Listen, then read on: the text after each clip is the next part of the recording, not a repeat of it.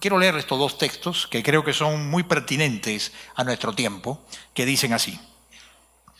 También debes saber esto, que en los postreros días vendrán tiempos peligrosos, porque habrá hombres amadores de sí mismos, avaros, vanagloriosos, soberbios, blasfemos, desobedientes a los padres, ingratos, impíos. Vamos a orar. Señor, te damos gracias por poder venir y poder venir a la luz de tu palabra.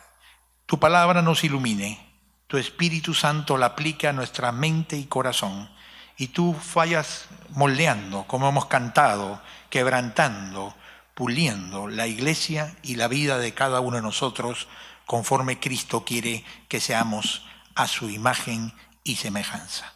Gracias, Dios, por este privilegio de escuchar tu voz. Habla cada corazón según tú sabes que necesitamos. En el nombre de Jesús. Amén. El apóstol Pablo le escribe estas palabras a Timoteo, estando Pablo en la cárcel por causa de la predicación del Evangelio. Y él lo que está diciendo es que Pablo le estaba dando el encargo a Timoteo de perseverar en el Evangelio. De perseverar en el Evangelio, estando Pablo preso, preocupado que de pronto terminarían sus días allí, veía en Timoteo un joven que podría continuar la tarea del Evangelio. Y cuando él hablaba de encargar, perseverar en el Evangelio, se refería a dos cosas. Perseverar en el Evangelio significa, en primer lugar, preservar el mensaje del Evangelio. Por eso está la frase típica de Pablo a Timoteo, guarda el buen depósito que se te ha dado. Es preservar la sana doctrina, preservar la correcta enseñanza de la palabra de Dios, que día a día se tiende a diluir, y conforme pasen los tiempos, dice la palabra, cada vez habrán más falsos maestros, más falsos pastores, más falsos apóstoles, apareciendo y confundiendo a los que no conocen bien el Evangelio de Jesucristo. Pero además el perseverar incluye no solo el preservar el contenido del mensaje, sino incluye también, por supuesto, el poder perseverar en la vida auténtica que Cristo nos llamó a tener. Porque el mundo de hoy es un poderoso disolvente que tiende a diluir cada día en nuestra mente, en nuestro corazón y en nuestras actitudes lo que es la verdadera vida cristiana. Y el cristianismo se diluye fácilmente si no estamos nosotros constantemente perseverando en el Evangelio de Jesús. Por eso es que Pablo señala que para hacer esto tenemos que considerar que estamos encarando tiempos difíciles. Tiempos difíciles. ¿Y quién puede dudarlo? Estamos viviendo tiempos desafiantes solamente para ser cristiano. Enfrentas tiempos desafiantes. Si quieres ser un cristiano así de ni chicha ni limonada es una cosa, pero si quieres ser un cristiano auténtico, sí significa entonces que vas a enfrentar desafíos éticos, desafíos espirituales, desafíos morales y presiones tremendas a través de los medios de comunicación y de los grupos sociales que te rodean para que te amoldes a esta deformación que tiene el mundo y te saques del camino de la auténtica vida cristiana. Pablo describe estos desafíos usando dos frases. En primer lugar, dice, en estos postreros días, en estos postreros días. Y él se está refiriendo aquí a que estamos nosotros, según la Biblia, viviendo la última etapa de la historia de la humanidad. Somos testigos de la última etapa de la historia de la humanidad, antes que venga el Señor Jesús por segunda vez. En realidad en la Escritura se define como estos postreros días, no como algo futuro. Él está diciendo que es ahora, en el presente, que nos encontramos ya en esta última etapa de la historia y que se enmarca dentro de la Escritura desde lo que es el ascenso de Cristo al cielo en Hechos 1, después de su muerte y resurrección, inauguró esta etapa final de la historia de la humanidad y culminará cuando Cristo venga visible, personalmente, físicamente, para todos a la tierra por segunda vez, pero esta vez para juzgar a los vivos y a los muertos, incluyendo a Estados Unidos, a Rusia y las Naciones Unidas. Jesucristo vendrá a la tierra y todo ojo le verá, incluido el tuyo y el mío, querrámoslo o no. Él vendrá y será una realidad. Lo cierto es que en el lapso entre su segunda venida y su ascenso al cielo, mientras estamos aquí en el tiempo de la predicación del Evangelio, estamos en tiempos peligrosos. Y Pablo los llama tiempos peligrosos. ¿Por qué peligrosos? Porque está hablando de que estos tiempos son peligrosos ¿para quién? Para el cristiano, para la iglesia. La iglesia va a ser probada en estos días. Es cuando Jesús dice de que hay trigo y cizaña, y la cizaña se parece al trigo. Bueno, cada vez más habrán sectores del llamado cristianismo en el mundo que serán más parecidos a la cizaña que al trigo, cada vez más. Y el Señor dijo, no hagan nada hasta entonces. Yo me encargaré de pasar la voz y poder estar haciendo la siega, y separaré lo que es trigo verdaderamente de lo que es la imitación del trigo, que es la cizaña, esa planta que a simple vista para el desprevenido parece ser trigo, pero acercándote bien a mirarla no es trigo, solo parece trigo. Pues así hay sectores del cristianismo que parecen cristianos, que van a la iglesia, que hablan de la Biblia, que convocan a cristianos y reúnen multitudes, pero son cizaña, no son trigo. Y tenemos que estar prevenidos a estos tiempos peligrosos que la palabra nos advierte. Antes que venga Jesús, cada vez más habrán más falsos maestros, más falsos pastores, más falsos apóstoles. Y entonces Pablo nos dice, tengan cuidado, son tiempos peligrosos, agudiza la visión, define el corazón, porque tendrás que enfrentarte a estas cosas. Y es interesante por qué Pablo dice que son tiempos peligrosos. Cuando habla que son tiempos peligrosos, se refiere al carácter moral del ser humano. Él no dice que son tiempos peligrosos como algunos pensaríamos, porque va a aumentar la delincuencia, porque va a aumentar la drogadicción, o porque va a venir calamidades de tipo medioambiental, o porque van a venir tsunamis en donde los hay tsunamis, o terremotos, o huracanes. No se refiere a ninguno de los desastres naturales que ciernen en el futuro de la humanidad. Él dice que serán tiempos peligrosos por el carácter sin control. Es decir, por la maldad humana que se desbordará, que en forma que realmente alarmante y que va a poner a prueba y va a tratar de influenciarte y va a tratar de arrastrarte y va a tratar de que te asemejes a esta corriente de maldad, aún llamándote cristiano y aún permaneciendo como cristiano. Va a tratarte por medio del cambio de tu mente y tu corazón de invadirte y asimilarte a un mundo moralmente en decadencia. Por eso es peligroso, dice Pablo, porque te puede engañar a ti y a mí si no estamos bien prevenidos en nuestro cristianismo. Y él comienza a describir, menciona 19 rasgos de la maldad humana en estos postreros tiempos. Vamos a ver solamente brevemente unos pocos de ellos, por cuestión de tiempo. En primer lugar, él señala como al comienzo de este pasaje, como si fuera la raíz de todo lo que sigue, como dando la definición y luego todos los derivados, diciendo que la característica principal de esta generación será que serán descritos como amadores de sí mismos. Amadores de sí mismos. ¿Qué significa amadores de sí mismos? Es decir, que el egocentrismo, el yo, es primero. Primero soy yo y todo es para mí. Y si Dios me puede bendecir, Dios me puede sanar, Dios me puede prosperar, Dios me puede ayudar, Dios puede bendecir a mis hijos, mi trabajo, cuidarme de todos y protegerme de la suegra, entonces ese es el Dios que quiero. ¿Cierto? Eso es. Pero si Dios me pide obedecerle, Dios me pide sacrificarme, Dios me pide sujetarme a su voluntad, Dios me pide santificarme y Dios pide dejar mis pecados, no, ese Dios no me conviene. Amadores de sí mismos. Qué tremenda definición. Y yo creo que vivimos un mundo en el que el hombre se ama a sí mismo, más que a nadie, más que a su mujer, que a su esposo, que a sus hijos, que a Dios. Y entonces comienza a describir esta raíz tremenda de los amadores de sí mismos y empieza hablando de la relación con las personas.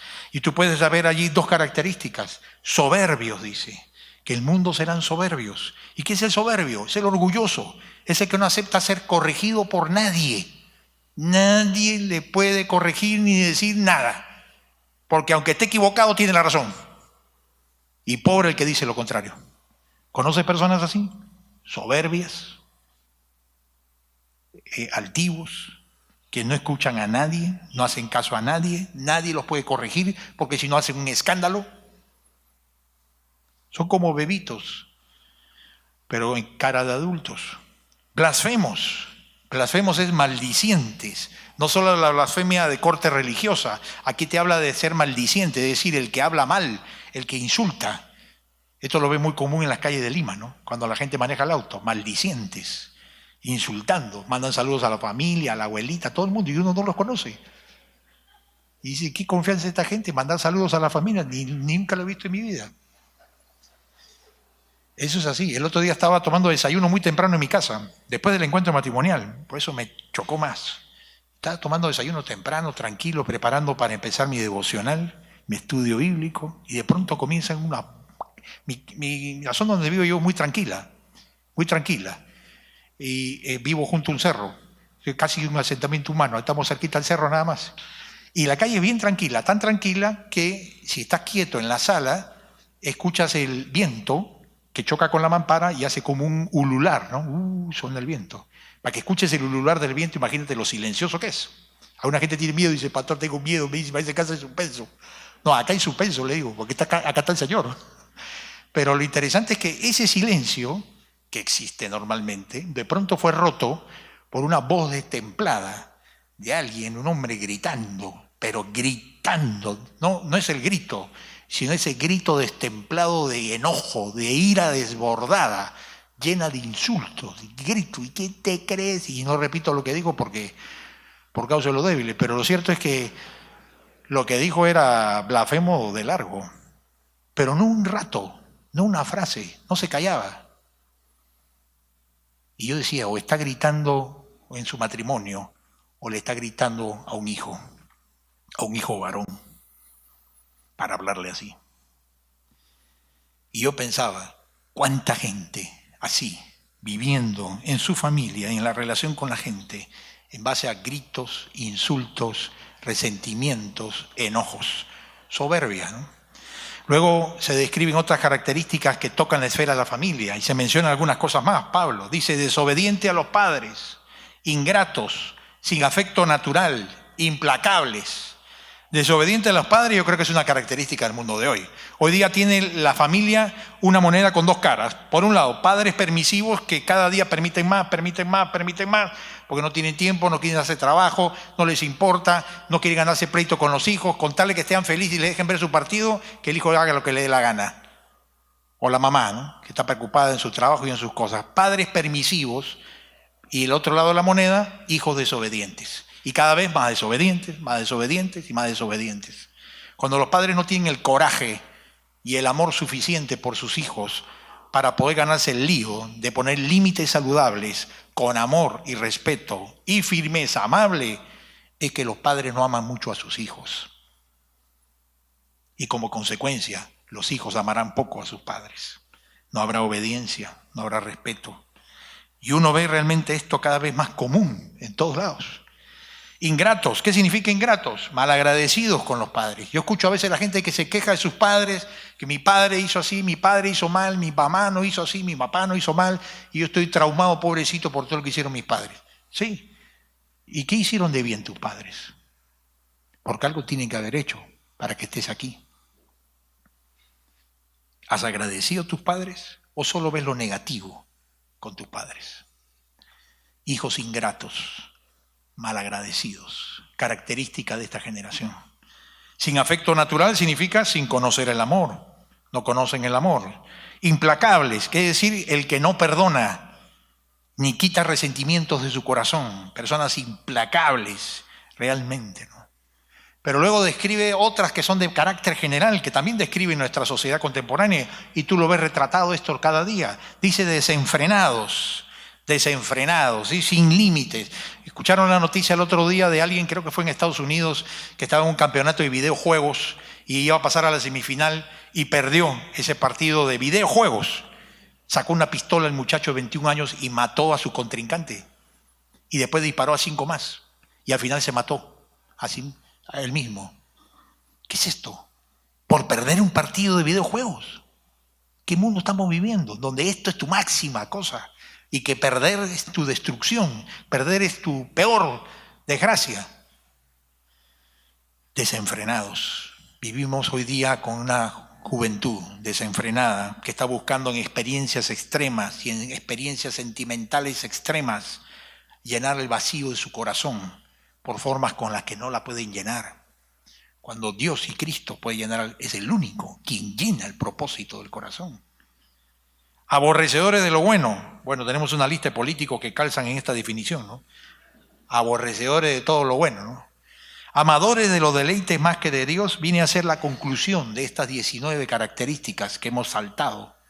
amadores de los placeres más que de Dios. Y estas personas están en las iglesias también. Y este carácter se mete en la iglesia a través del corazón del cristiano que no cuida mantener fuera la maldad de su corazón. Y entonces vemos iglesias con cristianos en donde Dios está para ayudar a que mi yo, como soy amador de mí mismo, amador de los placeres más que de Dios, Dios me viene a ayudar a cumplir mis propios deseos, lo que a mí me da hacer felicidad, lo que a mí me gusta, lo que yo quiero, lo que me da la gana, lo que me parece bueno. Y si Dios no es así, me busco otra iglesia donde me prediquen ese Dios. Eso es lo que estamos viviendo hoy día.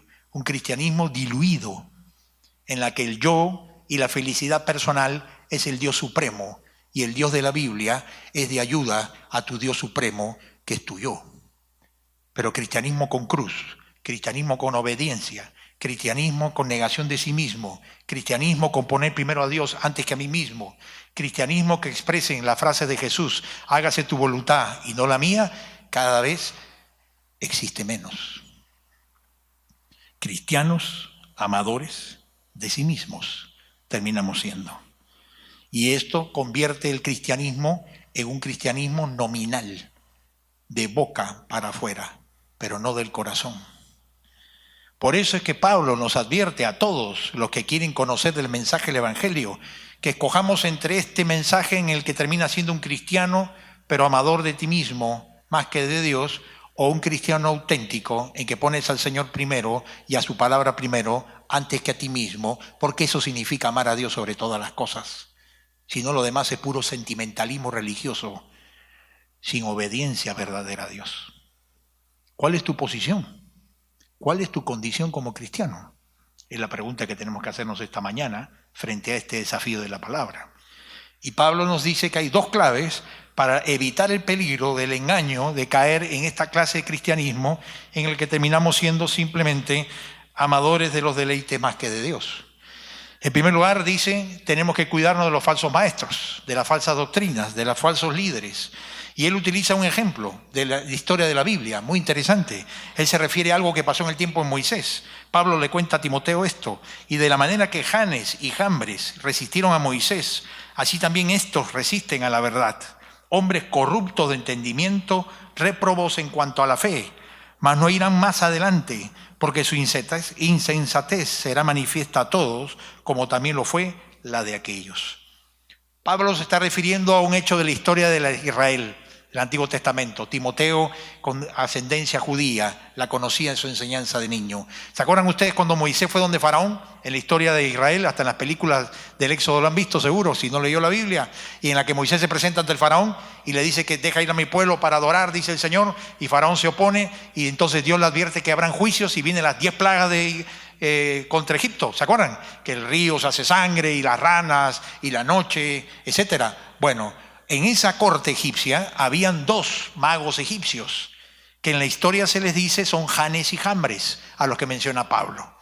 Y Pablo está diciendo que Janes y Jambres estaban hablando de una enseñanza contraria a la voluntad de Dios, que era que Israel no salga a adorar a Dios y siga a Moisés, sino se queden en Egipto como esclavos. Su enseñanza era falsa, pero te hacían milagros.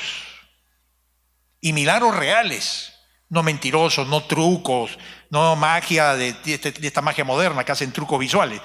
Reales milagros, verdaderos milagros engañosos. Porque iban combinando milagros reales y falsas verdades. Bueno, hoy día creo que estamos viendo lo mismo. Hoy vamos a comenzar a ver en el cristianismo milagros reales hechos por falsos maestros que van a enseñar falsas verdades, para descaminar a todo cristiano desprevenido o que no conoce la palabra de Dios bien.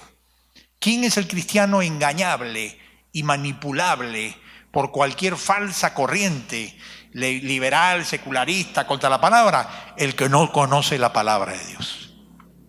Si no conoces el billete verdadero, cualquier día te pasan el billete falso y tú crees que es verdadero. Tienes que conocer la palabra de Dios, pero conocer la palabra de Dios hay que estudiar la palabra, pero no solo estudiar la palabra, leer la Biblia con el intelecto. Hay que pedirle a Dios que nos dé discernimiento espiritual de la verdad. Pablo habla de un discernimiento Juan dice probar los espíritus si son de Dios. Habla de sabiduría espiritual, que no es solamente conocimiento intelectual o académico de la Biblia. Requiere pedirle a Dios al estudiar la Biblia: Señor, ayúdame no solamente a conocer las doctrinas y las definiciones correctas de qué es bien y qué es mal. Dame discernimiento espiritual para saber de qué espíritu vienen estas cosas y qué en mi corazón, de dónde vienen las cosas que vienen a mi mente y a mi corazón, si son de Dios o no. Porque hay cosas que parecen estar de acuerdo a versículos de la Biblia y usan versículos de la Biblia, pero no están de acuerdo a la verdad de Dios. Y eso requiere discernimiento, requiere agudeza espiritual, requiere que nuestra mente haya sido entrenada en la reflexión de las verdades de la palabra de Dios y no solamente una lectura rápida. Al cristiano que no esté entrenado en el discernimiento espiritual será un cristiano engañable fácilmente por cualquier falsa doctrina, de las que van a venir cada vez más, creo yo, según la palabra, en cantidades al final de los tiempos. Así que es urgente que conozca la verdad de la palabra. Si no estás en un curso de estudio bíblico, preocúpate en hacerlo. Si no quieres ser carne de cañón de cualquier mentiroso que en el futuro aparezca y se cruce en tu camino. Conoce la palabra de Dios, discierne las Escrituras. Y escuchando la voz del Espíritu de la verdad, podrá discernir el espíritu del error que hoy prima en el mundo que nos rodea. Y la segunda clave para protegernos de este peligro del engaño en que estamos todos en este mundo es la apariencia de piedad. Cuídate de la apariencia de piedad. Pablo dice en 2 Timoteo 3:5, tendrán apariencia de piedad, pero negarán la eficacia de ella. A estos evita. Ahora no tengan problemas con evita. Evita está bien, ella anda en el Señor. Estamos hablando de evitarlo nada más, ¿no es cierto? Por si acaso. No tenemos problemas con evita, ¿no? A este evita significa protégete de estas personas, de su influencia. Apariencia de piedad. Es decir, que en su conducta externa van a imitar el comportamiento de un cristiano. Van a hablar como un cristiano. Van a ser miembros de iglesias. Van a ser líderes de alguna congregación. Pero solo tendrán apariencia de piedad, habiendo negado la eficacia de ella. Y puede ser tú o cualquiera que no cuida su corazón. A mí me gusta la traducción de NTV. Dice, actuarán como religiosos, pero rechazarán el único poder capaz de hacerlos obedientes a Dios. Aléjate de esta clase de individuos. Actuarán como cristianos, pero rechazarán el poder que es capaz de hacerlos obedientes a Dios. ¿Qué quiere decir? Que por fuera parecerán cristianos, hablarán como cristianos y servirán como cristianos, pero en su corazón hay una apariencia. En su corazón, Cristo no está en el medio. Cristo no es primero. Se van convirtiendo en amadores más de sí mismos que de Dios. Y vas cediendo, y vas diluyendo, y te vas deformando, y mantienes la apariencia de piedad, pero por dentro la deformación de la imagen de Dios que quería hacer de tu carácter va tomando visos cada vez más notorios para los que te rodean y comienzan a descubrir que hay enormes contradicciones y vacíos en tu corazón y en tu carácter que afloran en palabras, en reacciones, en conductas, prioridades y creencias erradas. Esto es lo que podríamos describir un cristianismo en que la imitación de otros cristianos se hace, pero sin un contenido interno espiritual permanente y prevaleciente. Es lo que en la siguiente diapositiva comparamos. Es formas sin poder espiritual. Es apariencia externa sin una realidad interior que la acompañe.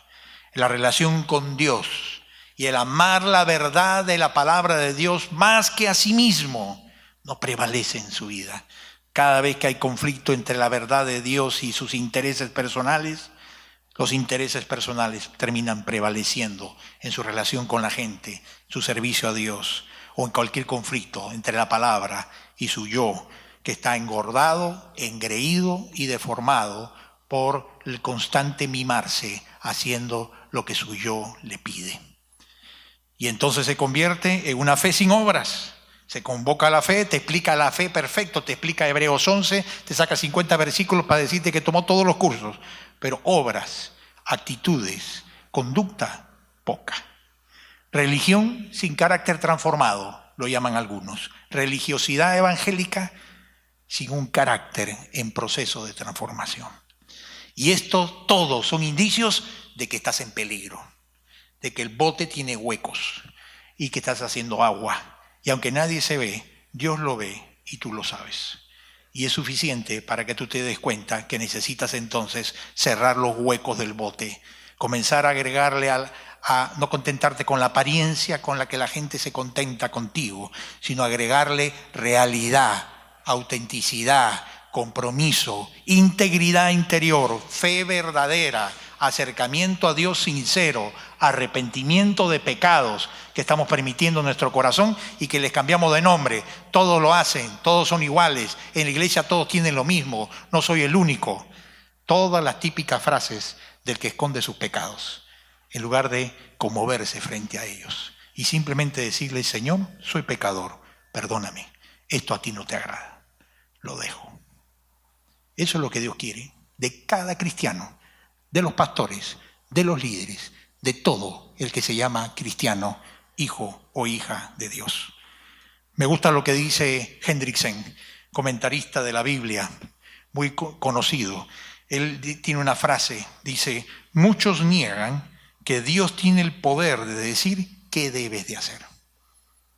Muchos cristianos, cuando entra en conflicto su yo, lo que le interesa, lo que le conviene, lo que su corazón tira para el monte,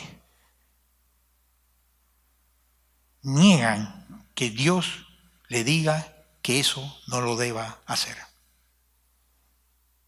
Es decir, se imaginan otro Dios, que no es el Dios al que adoramos. Es el Dios que inventa nuestro ego, porque el ego también inventa en la religión. Inventa un Dios que apapacha, que abraza, que mima, que consiente nuestro ego. No, Dios no vino a consentir tu ego, ni el de nadie. Dios vino a llevar tu ego a la cruz, porque Él sabe que es la única manera que serás libre de la esclavitud de tu yo, que está destruyendo tu paz, tus relaciones personales, tu relación con Dios. Y necesitamos primero ir a la cruz, consagrarnos a la obediencia a Dios, para recién después experimentar la paz, el gozo y la victoria que todos anhelamos. Pero con un cristianismo de formas, de imitaciones externas de actividades y servicios, no vamos a ninguna parte. Tienes que definirte entre: vas a ser cristiano auténtico, llevando tu yo a Cristo, o te vas a mantener como cristiano de costumbres, de imitaciones externas, sin consagración al Señor. Sin esta línea invisible que cruces, nunca pasamos de ser cristiano nominal a ser cristiano verdadero. Y en algún momento de nuestra vida, todos hemos tenido que pasar esta línea invisible, de decir: ¿seré cristiano solamente externo o cristiano del corazón por la obediencia? Aun cuando me cueste, aun cuando me duele, aun cuando no estoy acostumbrado, obedeceré la palabra de Dios cuando me diga algo que es contrario a los dictados de mi yo. Y ahí recién aprenderás qué es ser cristiano. Y entenderás una buena noticia: que al entrar por medio de la cruz, por medio de la obediencia, por medio de la negación de ti mismo, por medio de la puerta estrecha y el camino angosto, donde tú dirás: el resto de mi vida me va a pasar aburrido, sin paz y sin gozo, descubrirás que tras la puerta angosta y el camino estrecho hay amplios espacios, pastos verdes, aguas frescas, de la vida en victoria, del que decide simplemente obedecer lo que Dios nos ha mandado a hacer. Porque Dios nos ha mandado a hacerlo para nuestra bendición, para que solamente por la obediencia, aun aquella que duele, seamos la persona que Dios quiere que seamos en Cristo Jesús. Y lleguemos a ser la imagen de Dios en nuestra vida y en nuestra casa que Dios planeó que seamos. Es la única manera que cumplirás tu propósito en esta vida, y tu vida tendrá sentido. Y encontrarás sentido de trascendencia, porque estás viviendo para aquello para lo que fuiste creado y aquello para lo cual Cristo murió, que vivamos para la gloria de Dios, para el propósito de Dios, para la obediencia al Señor. No dudes que eso es mucho mejor que vivir en desobediencia. Dura y sombría es la tierra de la rebelión. aunque te la marketean bien, dura y sombría, y la conocen todos los que han pasado por ahí. Pero es de luz, es de paz, realización, el morir al yo y el obedecer al Señor. Tras eso descubres un matrimonio, una familia, un corazón, una vida diferente, nueva, en la que Dios nos bendice. Dios quiere que sepamos que hay dos claves hoy día para protegernos de este mundo de tantas voces engañosas que diluyen el cristianismo. Uno es, afírmate en la palabra y discierne la verdad. No creas mentiras, ni las mentiras de tu propio corazón, que todo el día nos habla, mintiéndonos, queriendo sacarnos y diluirnos del corazón de Cristo. Pero además mantén un carácter santificado, un carácter consagrado, una vida que sea transformada, y no tu carácter igual de hace tantos años. Que se vea el cambio, que se vea la madurez, que se vea que eres una persona nueva que el Señor está trabajando. Y esto, gracias a Dios, Dios nos invita a todos, sin distinción, a que le pidamos perdón, porque Él nos ama, Él es soberano, pero Él quiere que entremos en su bendición. Y Dios es Dios persistente, es una de las cosas que me conmueve de Dios. Dios es un Dios insistente y persistente buscándote con la palabra de Dios, porque Él te ama y quiere bendecirte, pero su condición es hacerlo por medio de la cruz, no por medio del yo. Y si aceptamos su condición, descubrirás una vida profunda de paz, de victoria, una vida nueva que aflorará tu corazón. ¿Qué tal si al terminar esta meditación en la que la palabra nos desafía, nos acercamos a Dios, inclinamos nuestros rostros y cada uno sabe cuál es su relación con Dios, cómo es tu condición con Dios? Y este es el momento en esta mañana de que Dios te invita a decidir cruzar esta línea invisible que entre ese vivir un cristianismo nominal, un cristianismo de imitación, un cristianismo de formas pero con pobre contenido, de apariencias pero sin realidades interiores prevalecientes, en la que el carácter no ha sido transformado, en la que el Señor no gobierna todos los asuntos de tu vida. Este es el momento de decirle: Señor, perdóname, quiero que me guíes a esta vida de plenitud, de trascendencia, de riqueza a la que tú me llamas, por medio de la obediencia a tu palabra. Aunque me cueste, aunque me duela, aunque mi orgullo llore, te obedeceré. Si ese es tu deseo, ora conmigo. Allí Dios te escuchará en tu corazón. Conmigo dice estas oraciones.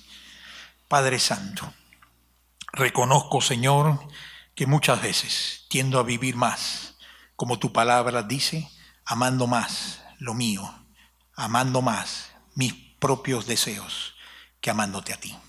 Y cuando entran en conflicto, escojo lo fácil, lo cómodo, lo que me conviene, y no tu obediencia. Perdóname por ser tan superficial. Perdóname por ser tan vanidoso. Perdóname por vivir de apariencias. Quiero vivir realidades. Quiero salir de esta vida en la que falta más de tu presencia, falta más de tu paz, falta más de tu amor, falta más de ti en mí. Perdóname, Señor. Me entrego a ti y quiero obedecer a Cristo y su palabra en lo que tú me mandes a partir de hoy. Y dejaré la práctica de manera disimulada hacer lo que yo quiero, aunque todavía aparezco como cristiano. Quiero de verdad, delante tuyo, obedecerte en todo lo que me pidas. Limpia mi corazón, limpia mi mente y líbrame de apariencias y de vivir para los demás. Quiero vivir para ti, para que tus ojos me aprueben y no los demás me aplaudan. Quiero pedir tu bendición. Me des coraje, valentía, humildad para obedecerte. Bendice a cada uno de los que estamos aquí esta mañana, Señor, y gracias porque nos llamas a este cristianismo auténtico de tu palabra. En el nombre de Jesús. Amén. Te recomiendo que sigas meditando en este tema, que Dios te ha hablado a tu corazón. A mí, Dios me habló muchas veces así. Y tuve que irme a la cruz y decir: Señor, esto y esto tiene que ir a la obediencia de Dios. No hay otra manera de ser cristiano, sino por medio de un proceso de constantes consagraciones y entregas diarias de nuestra vida que faltan entregar al Señor. Y cuando tú das un paso, Dios da 10 en respuesta. Mucho más de lo que merecemos y esperamos. Se acerca a ti y te das cuenta que estás haciendo su voluntad. Que Dios te bendiga de manera especial.